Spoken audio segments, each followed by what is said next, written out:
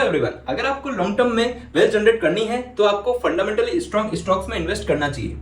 Fundamentally strong stocks ढूंढने के लिए आपको कंपनी पे रिसर्च और एनालिसिस करनी होगी और इस रिसर्च में सबसे बड़ा पार्ट जिसका होता है वो है कंपनी के फाइनेंशियल्स। कंपनी के फाइनेंशियल्स को एनालाइज करना और उससे ये प्रिडिक्ट करने की कोशिश करना कि कंपनी फ्यूचर में कैसा परफॉर्म करेगी। तो दोस्तों, आज की इस वीडियो में मैं आपको किसी भी कंपनी के फाइनेंशियल स्टेटमेंट्स को कैसे रीड और एनालाइज किया जाता है ये बताऊंगा। तो चलिए शुरू करते हैं।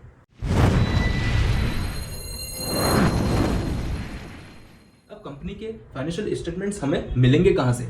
ये आपको उस कंपनी की वेबसाइट से या फिर मनी कंट्रोल या टिकरटेप की एप्लीकेशन से भी मिल जाएंगे। लेकिन एक बिगनर के लिए इन बड़े बड़े फाइनेंशियल स्टेटमेंट्स को रीड करना और एनालाइज करना बहुत मुश्किल हो सकता है। इसलिए किसी भी कंपनी के फाइनेंशियल देखने के लिए आपको मनी कंट्रोल या फिर टिकरटेप या फिर ऐसी कोई भी स्टॉक मार्केट एप्लीकेशन का यूज़ ले लेना चाहिए। इसमें कंपनी के फाइनेंशियल्स की एक समरी दी हुई होती है जिससे आपको एनालाइज करने में ईजी पड़ता है। फाइनेंशियल स्टेटमेंट्स में आपको 3 स्टेटमेंट्स देखने को मिलेंगे, जो कि है इनकम स्टेटमेंट, जिसे आप प्रॉफिट एंड लॉस स्टेटमेंट भी कह सकते हैं। दूसरा यहाँ आता है बैलेंस शीट और तीसरा यहाँ आता है कैश फ्लो स्टेटमेंट। चलिए पहले से शुरुआत करते हैं इनकम स्टेटमेंट, जिसे हम प्रॉफिट एंड लॉस स्टेटमेंट भी कह सकते हैं। अब इनकम स्टेटमेंट होता क्या है? कंपनी ने 1 साल के टाइम पीरियड में, क्योंकि हम कंपनी के फाइनेंशियल स्टेटमेंट्स 1 साल के टाइम पीरियड में देखेंगे, इसे आप 1 साल के टाइम पीरियड और क्वार्टरली भी देख सकते हैं, लेकिन 1 साल के टाइम पीरियड में देखना ज़्यादा सजेस्टेड देता है। यहाँ पे कंपनी ने 1 साल के टाइम पीरियड में कितनी सेल की, कितनी परचेज की और कितने खर्चे किए कंपनी को चलाने में, ये आपको इनकम स्टेटमेंट में देखने को मिलेगा। इन द एंड कंपनी ने क्या लॉस किया या फिर प्रॉफिट किया, ये भी आपको इसी स्टेटमेंट में देखने को मिलेगा। चलिए अब स्क्रीन पे इसे डिटेल में देखते हैं।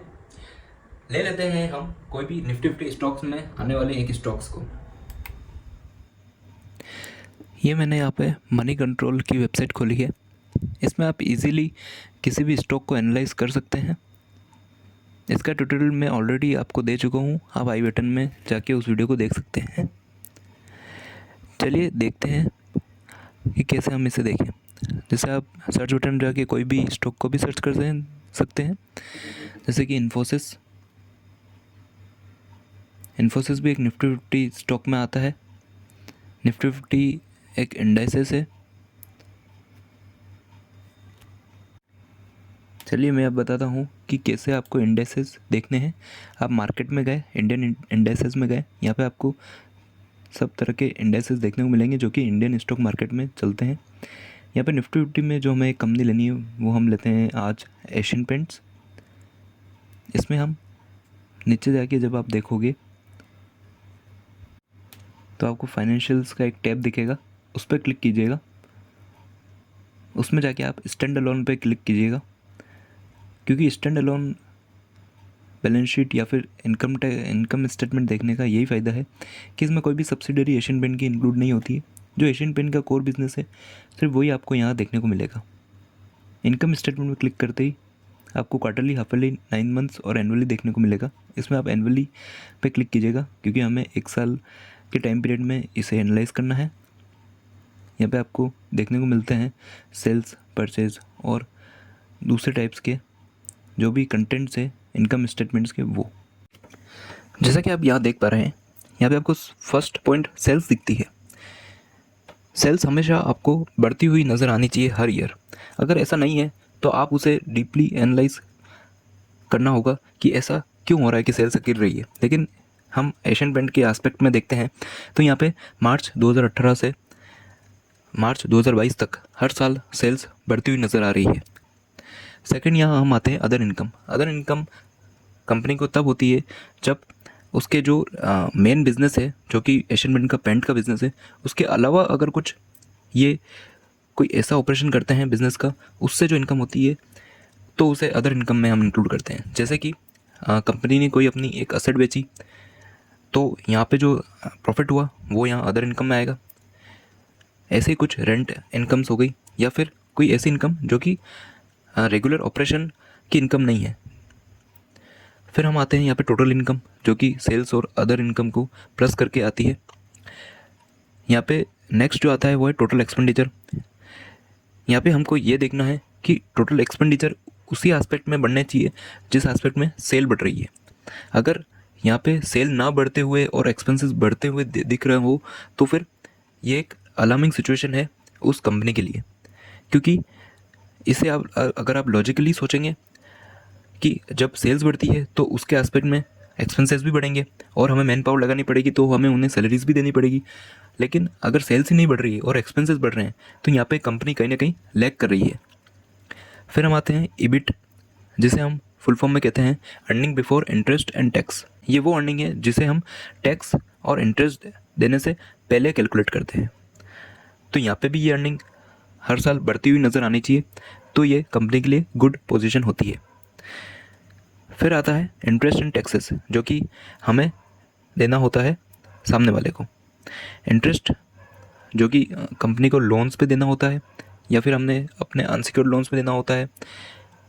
इसी तरह टैक्स जो कि हमें गवर्नमेंट को देना पड़ता है और अलग अलग रिसोर्सेज को देना पड़ता है। इन सबको काट कटा के जो आता है वो है नेट प्रॉफिट। जैसे हम देखते हैं यहाँ पे हर साल ये भी बढ़ते हुए नज़र आ रहा है। तो इस एस्पेक्ट से देखा जाए तो एशियन पेंट अच्छा ग्रो कर रहा है अगर हम लास्ट 5 ईयर्स का प्रॉफिट एंड लॉस देखते हैं तो।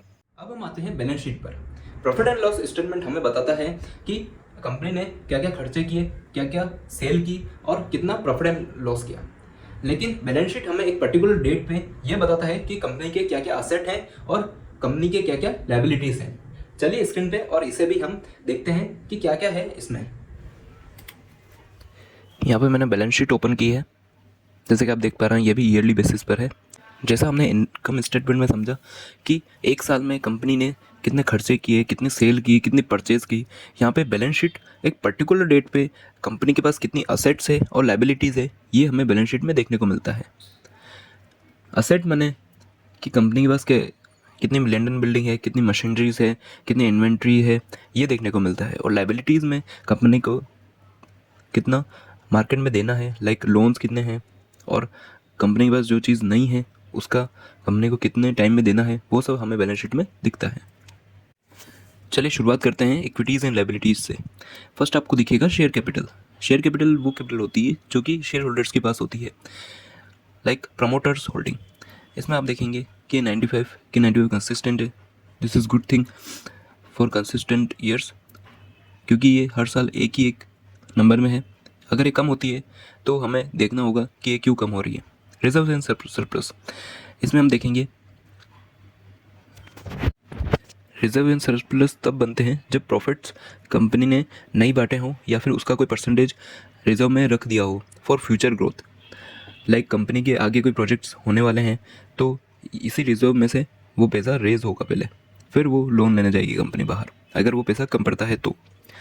फिर यहाँ पे आता है करंट लायबिलिटीज़। अब यहाँ पे 2 टाइप की लायबिलिटीज़ आती है, करंट लायबिलिटीज़ और non current liabilities. Current liabilities वो लायबिलिटीज़ होती है जो कि 1 साल में कंपनी को चुकानी होती है, और नॉन करंट में लॉन्ग टर्म लायबिलिटीज़ होती है, लाइक एक साल से भी ऊपर की लायबिलिटीज़।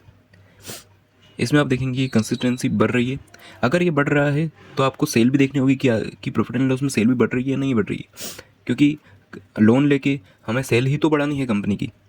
लेकिन अगर वो भी नहीं बढ़ रही है और लोन बढ़ रहा है तो आपको ये देखना होगा कि ऐसा क्यों, क्योंकि ये एक अलार्मिंग सिचुएशन है कि कंपनी लोन तो बढ़ा रही है लेकिन in aspect of liabilities company sale नहीं बढ़ा पा रही है। फिर यहाँ पे टोटल लायबिलिटीज़ निकल के आ जाती है। फिर हम देखेंगे असेट्स। असेट्स में यहाँ पे फर्स्ट आते हैं फिक्स्ड असेट्स। फिक्स्ड असेट्स में आपके पास जितने भी लैंड है, बिल्डिंग है, मशीनरीज है, ये सब जो कि टेंजिबल असेट्स में आती है वो आपको देखने को मिलेगी। सेकंड यहाँ पे आता है करंट असेट्स, जो कि इसी साल कंपनी ने परचेज़ की है और उसे यूज़ कर रही है।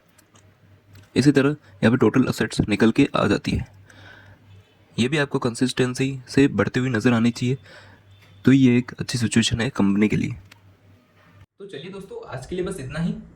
अगर मैंने इनकम स्टेटमेंट और बैलेंस शीट में कोई पॉइंट मिस कर दिया हो तो मुझे कमेंट बॉक्स में लिख के ज़रूर बताएं, इसे हम नेक्स्ट वीडियो में ज़रूर कवर करेंगे। और आपको भी कोई डाउट या फिर क्वेश्चन हो तो कमेंट बॉक्स में ज़रूर लिखिएगा। नेक्स्ट वीडियो में हम फाइनेंशियल स्टेटमेंट के आखिरी स्टेटमेंट कैश फ्लो स्टेटमेंट को भी डिस्कस करेंगे। तो जुड़े रहिए हमारे चैनल के साथ, और स्क्रीन पे जो वीडियोज़ आ रही है उसे भी आप चेकआउट कर सकते हैं।